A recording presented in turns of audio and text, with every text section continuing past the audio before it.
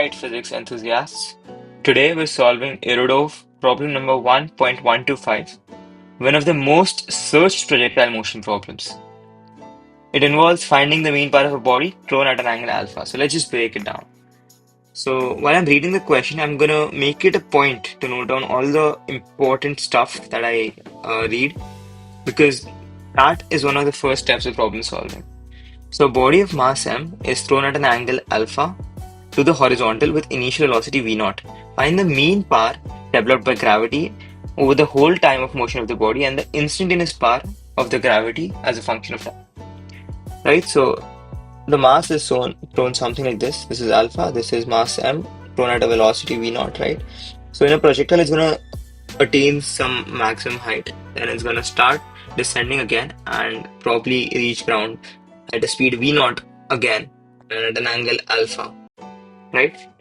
So what is mean power? For part one of the question, mean power is nothing but average power, and average power just means total energy delivered by that force divided by total time. Now think about it. Gravity, you know for a fact that gravity is a conservative force. So the work done by gravity is path independent. It only depends on the relative heights between the initial and the final positions. And in this case, the final position is at height 0 relative to the initial position. That means the work done by gravity is going to be 0 because there is no net displacement in the direction of gravity, right? So 0 by total time t, or whatever the time period of motion of the projectile is, and this is going to be 0.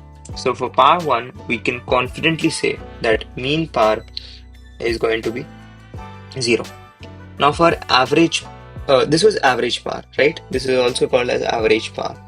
Now for instantaneous power, we know instantaneous power is the power delivered at that instant by the force under consideration.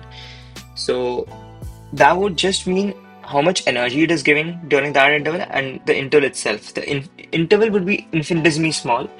So what we're going to do is force acting or the force under consideration for whom we're calculating the power dot displacement of the body is going to be the total energy delivered to the body, and dt is going to be the total time interval. Now we know gravity is acting vertically downwards, right? So we know we need the displacement along the direction of gravity and multiply that with the magnitude of force to get the dot product, because dot product just means the component of one vector along other multiplied by the other vector of magnitude. So I'm going to do mg downwards, right? Now when the body is ascending upwards, your ds is just going to be vy dt. Here vy is just the magnitude I've taken, or if you want to take it with sign, you can just take vy where upward direction is negative and downward direction is positive, because that makes g positive, right? So this by dt.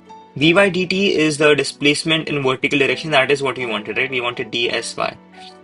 So dt dt cancel out, and mg vy is the total instantaneous power at any given moment of time. Now we just need to find vy as a function of time, and then we get instantaneous power as a function of time.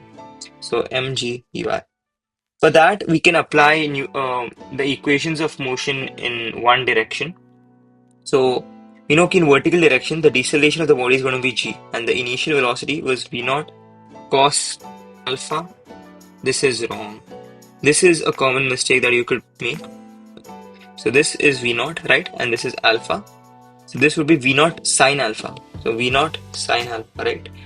So vy at any given instant is equal to v0 sine alpha minus gt. From this comes from v is equal to u plus at, right?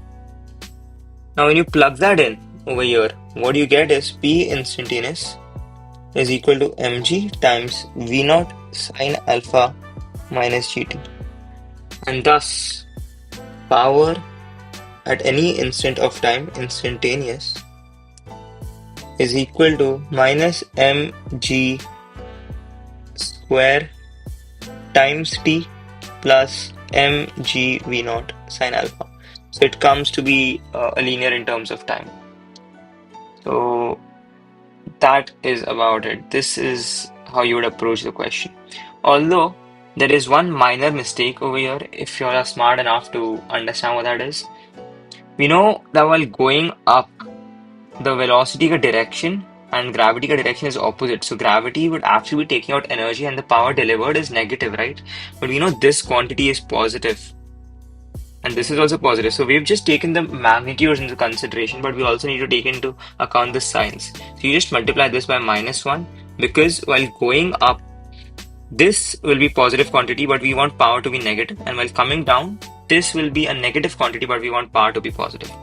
So P instantaneous is going to be mg v naught sine alpha minus uh, plus mg square p. Still a linear in terms of t. So I hope this makes sense.